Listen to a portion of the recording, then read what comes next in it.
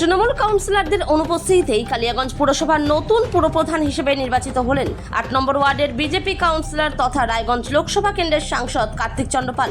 বুধবার রায়গঞ্জ মহকুমা শাসক তন্ময় ব্যানার্জির উপস্থিতিতে কালিয়াগঞ্জ পুরসভার সভাগৃহে এই পুরপ্রধান নির্বাচন সভার আয়োজন করা হয়েছিল।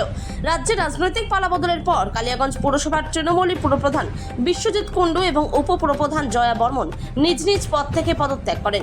পুরসভার কাজকর্ম স্বাভাবিক রাখতে রাজ্য নগর উন্নয়ন দপ্তরের নির্দেশে গত ৫ই জুন কালিয়াগঞ্জ পুরসভার ৮ নম্বর ওয়ার্ডের কাউন্সিলর তথা সাংসদ কার্তিক চন্দ্র পালকে ভারপ্রাপ্ত পুরপ্রধানের দায়িত্ব দেওয়া হয়। সরকারি নিয়ম মেনে ভারপ্রাপ্ত পুরপ্রধান হিসেবে দায়িত্ব নেওয়ার ১ মাসের মধ্যেই তিনি নতুন পুরপ্রধান নির্বাচনের জন্য এই সভা আহ্বান করেন। এদিনের নির্বাচনী সভায় তৃণমূল শিবিরের ১০ জন কাউন্সিলরের কেউই অংশগ্রহণ করেনি। তৃণমূল কাউন্সিলররা অনুপস্থিত থাকলেও বঙ্গীয় পৌর আইন মোতাবেক ১/৩ কাউন্সিলরের উপস্থিতি বজায় ছিল। ফলে সভায় প্রস্তাবিত কার্তিক চন্দ্র পালের নাম সর্বসম্মতভাবে পাশ হয়ে যায় এবং তিনি বিনা প্রতিদ্বন্দ্বিতায় নির্বাচিত হন। নির্বাচন সম্পন্ন হওয়ার পর নিয়ম মেনে বোর্ড অফ কাউন্সিলর সভার মাধ্যমে কালিয়াগঞ্জের নতুন পুরপ্রধান কার্তিক পালকে শপথ বাক্য পাঠ করান মহকুমার শাসক সদর তন্ময় ব্যানার্জি।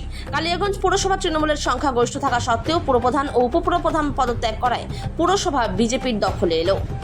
কালিয়াগঞ্জ থেকে অনুপ জয়সওয়ালের রিপোর্ট, বিগ নিউজ বাংলা। নমস্কার, আমার প্রিয় কালিয়াগঞ্জবাসীবৃন্দ। আজকে প্রথমে আমাকে অ্যাক্টিং চেয়ারম্যান করা হয়েছিল। সেখানে একটা নিয়ম আছে বিএম অ্যাক্টে যে ১ মাসের মধ্যে সেখানে পরবর্তী নির্বাচন করতে হবে। তো আজকে আমাদের পৌরসভার পরবর্তী নির্বাচন ছিল, সেখানে সম্মানীয় এসডিও সাহেব ছিলেন। এসডিও সাহেবের পরবর্তী আজকে এই নির্বাচন প্রক্রিয়া সম্পন্ন হলো এবং সেখানে আজকে আমরা সবাই জানে সমস্ত কাউন্সিলরদের আমাদের চিঠি করেছি ১৭ জন কাউন্সিলরের। তার মধ্যে আমরা বিজেপির যে ৭ জন কাউন্সিলর তারা উপস্থিত ছিলাম। আমরা অনেকক্ষণ ধরে ওয়েট করলাম। একটা নির্দিষ্ট সময় ধরে ওয়েট করার পর তারপরে এসডিও সাহেব প্রসিডিওর শুরু করলেন। সেখানে আমাদের তরফ থেকে প্রথমেই যে একটা সভা হয়, একটা সভাপতি নির্বাচন করা হয়। তো সেই সভাপতি নির্বাচনের আহ্বান এসডিও সাহেব জানালেন।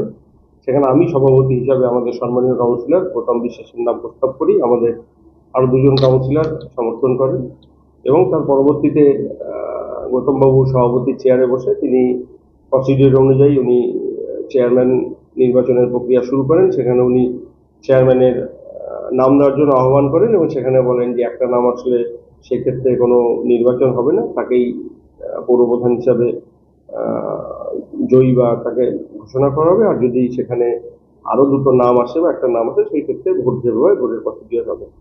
তো সেখানে আমাদের সম্মানীয় কাউন্সিলর বিভাস শাহ আমার নাম প্রস্তাব করে, বাকি আমাদের যা কাউন্সিলর ছিল সবাই আমাদের ১১ নম্বর ওয়ার্ডের আমাদের পিয়ালি শাহ, আমার ৭ নম্বর ওয়ার্ডের বর্ণালী দাস, ১৬ নম্বর ওয়ার্ডের নন্দদুলাল সাহা এবং আমাদের